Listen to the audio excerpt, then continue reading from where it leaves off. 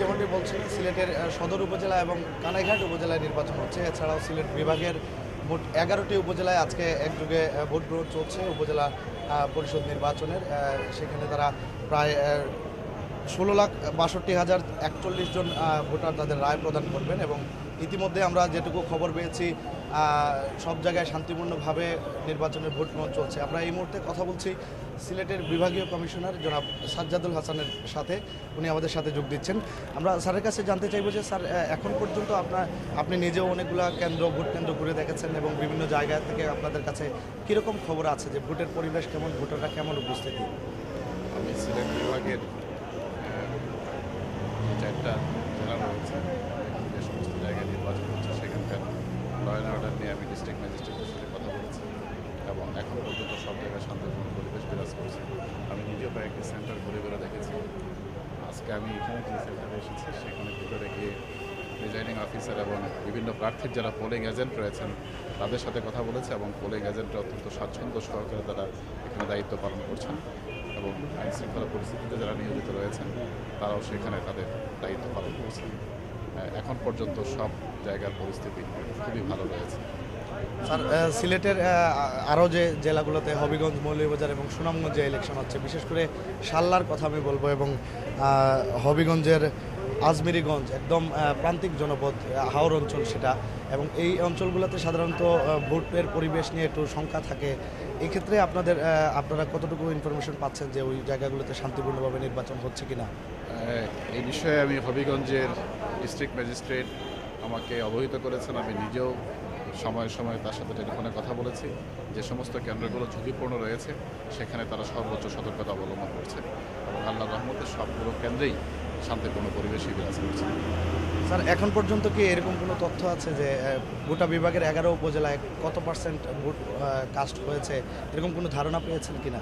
না, আমি ওই জিনিসটা আমার অবহিত এখনো হয়নি কত পার্সেন্ট কাজ করেছে। একটা বিষয় স্যার, আমরা আজকে সকাল থেকে এই সেন্টারে দেখলাম যে 4,000-এর উপরে ভোটার রয়েছেন, কিন্তু ভোটার উপস্থিতি খুবই কম। 1-2 জন আসছেন, তারা ভোট দিয়ে আবার চলে যাচ্ছেন।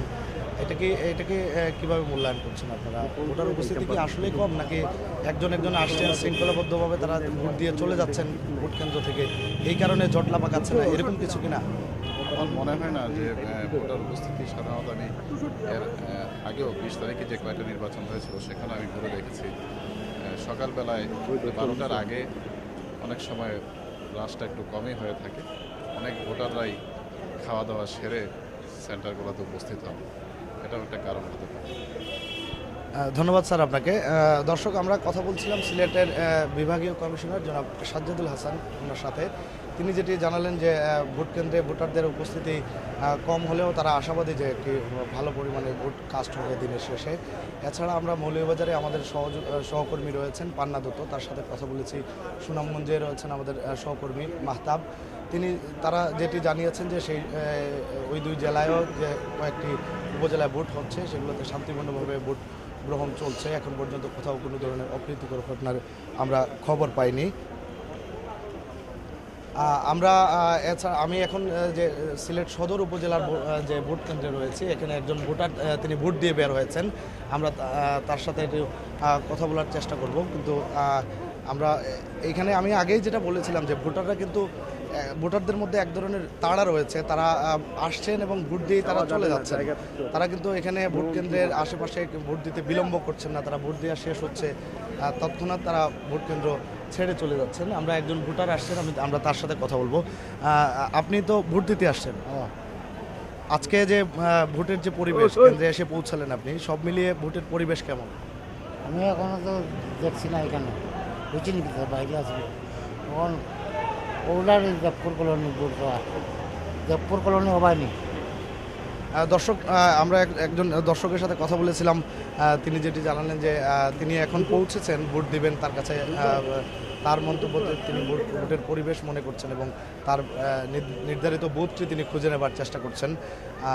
আমরা আপনাদেরকে যেটি জানাতে চাই, সিলেট সদর উপজেলায় এর আগেও আমরা আগের সংবাদগুলোতে বলেছিলাম যে সদর উপজেলায় প্রার্থী রয়েছেন, আওয়ামী লীগের একক প্রার্থী রয়েছেন, আওয়ামী লীগের একক প্রার্থী রয়েছেন এবং 19 দলের একজন মনোনীত প্রার্থী রয়েছেন।